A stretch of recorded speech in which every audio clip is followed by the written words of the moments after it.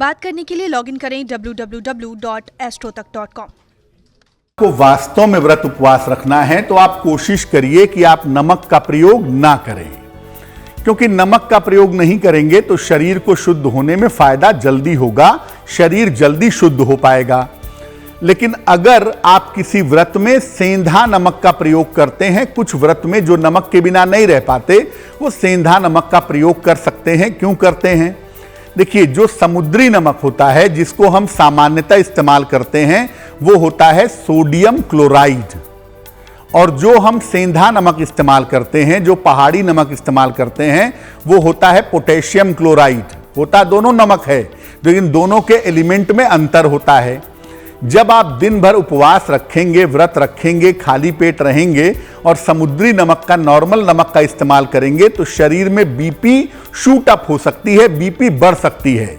इसलिए व्रत में कभी भी समुद्री नमक का प्रयोग मत करिएगा, वरना आपकी सेहत अचानक से बिगड़ सकती है। अगर आपको व्रत में नमक का प्रयोग करना ही है तो सेंधा नमक का प्रयोग करें।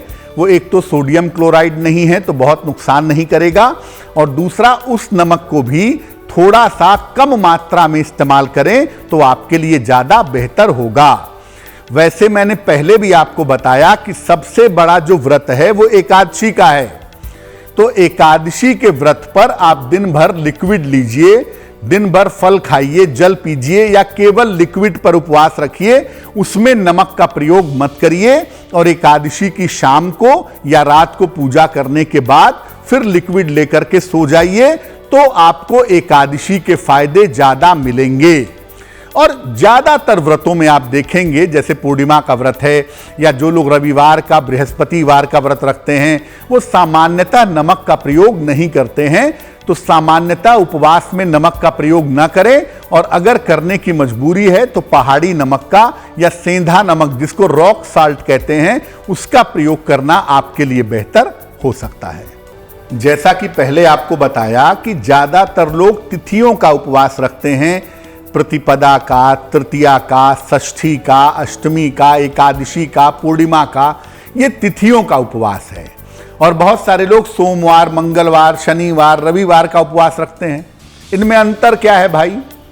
देखिए, तिथियों का आपके मन पर अलग अलग असर पड़ता है, और ये चंद्रमा की स्थिति की वजह से होता है। सूर्य और चंद्रमा के बीच में अंशों का अंतर यह बताता है कि कौन सी तिथि चल रही है।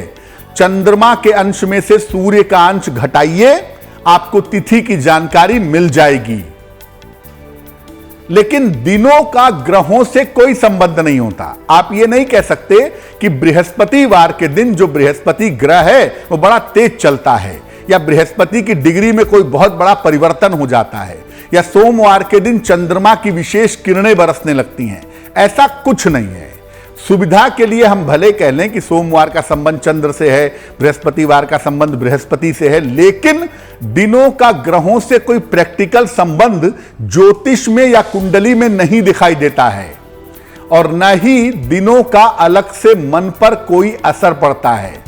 ऐसा नहीं है कि शनिवार का दिन आएगा तो आपके मन पे बुरा असर पड़ेगा और मंगलवार आएगा तो नहीं पड़ेगा। मन में साइकोलॉजिकली आप भले सोच लें कि मेरा शनिवार का दिन बुरा होता है, आप तनाव पाल लें, वो आपका मन है, लेकिन तिथियों का आपके मन पर असर पड़ता है। दिनों का ज्योतिष के हिसाब से आपके मन पर असर नहीं पड़ता। इसलिए दिनों का उपवास आपको मानसिक रूप से सांत्वना दे सकता है, देता भी है। लोग सूर्य को मजबूत करने के लिए रविवार का उपवास रखते हैं, वो साइकोलॉजिकल है, वो आप अपने मन को संतुष्ट करने के लिए कर रहे हैं। वास्तविक रूप से दिनों के उपवास से कोई लाभ नहीं होता। हां, यह होता है कि यह एक अनशन है कि हम इस दिन भोजन नहीं करेंगे, निराहार रहने की प्रक्रिया है। इसका फायदा नुकसान जो निराहार रहने पर होता है वो आपको मिल सकता है। अगर आप मुझसे पूछेंगे कि सूर्य को मजबूत करने के लिए मैं कौन सा उपवास रखूं, तो मैं कहूंगा सप्तमी का उपवास रखो। मैं ये नहीं कहूंगा कि रविवार का उपवास रखो। आप कहेंगे कि मेरे मन के तनाव को दूर करने के लिए मैं सोमवार का उपवास रखूं, तो मैं कहूंगा नहीं, एकादशी का उपवास रखिए, क्योंकि तिथियों में एकादशी आपके मन को कंट्रोल कर सकती है। इसलिए तिथियों का जब आप व्रत रखते हैं, तिथियों का जब आप उपवास रखते हैं, तो आपके मन पर उसका गहरा असर पड़ता है। दिनों के उपवास का कोई असर नहीं है, कोई ज्योतिषीय प्रभाव नहीं है। सिर्फ इतना है कि आप सप्ताह में एक दिन भोजन नहीं करेंगे तो शरीर को स्वस्थ होने में मदद मिलेगी। देखिए, बहुत सारे व्रत उपवास लोग रखते हैं, नवरात्रि भी रखते हैं, पूर्णिमा भी रखते हैं, अमावस्या, एकादशी या दिनों के उपवास भी रखते हैं। लेकिन कौन सा उपवास सबसे ज्यादा बेहतरीन है, जिसको रखने का वैज्ञानिक फायदा भी हो और जिसको रखने का आध्यात्मिक फायदा भी हो? अगर उपवास रखना है तो एकादशी, प्रदोष, पूर्णिमा या अमावस्या का उपवास रखना चाहिए, क्योंकि इन दिनों में चंद्रमा थोड़ा डिस्टर्ब होता है और अगर आप इन दिनों में उपवास रखते हैं तो चंद्रमा को कंट्रोल कर पाएंगे और अपने मन को मजबूत कर पाएंगे। एकादशी का उपवास सबसे ज्यादा उत्तम माना जाता है, सर्वोत्तम माना जाता है। अगर आप एकादशी का उपवास रखें तो बहुत अच्छा होगा। महीने में 2 बार एकादशी आती है, उन दोनों ही एकादशी पर जल पीकर या फल खाकर के उपवास रखना चाहिए। अगर नियमित रूप से उपवास नहीं रख सकते हैं तो साल में 2 बार मुख्य नवरात्रियां आती हैं, एक चैत्र की और एक अक्टूबर के आसपास आती है आश्विन की। तो चैत्र और आश्विन की नवरात्रि में 9 दिन का उपवास रखिए तो भी आपको लाभ होगा। उपवास आप जब भी रखते हैं बेहतर होगा केवल लिक्विड डाइट लेंगे।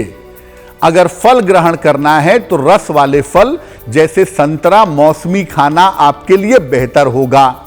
लेकिन ये जो सामक के चावल और पूड़ी और आलू खा करके उपवास रखते हैं, कृपा करके ऐसा उपवास मत रखिए।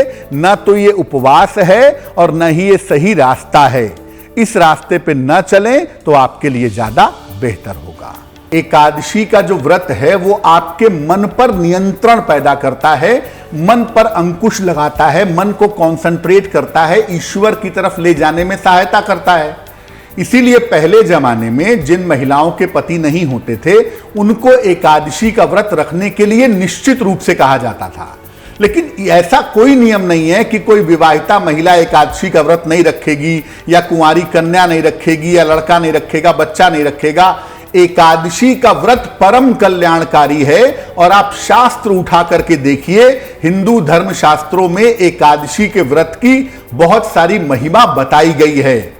इसलिए एकादशी का व्रत आप विवाहिता हो, आप अविवाहिता हो, आपके पति हो, आपके पति ना हो, हर स्थिति परिस्थिति में एकादशी का व्रत आप रख सकती हैं।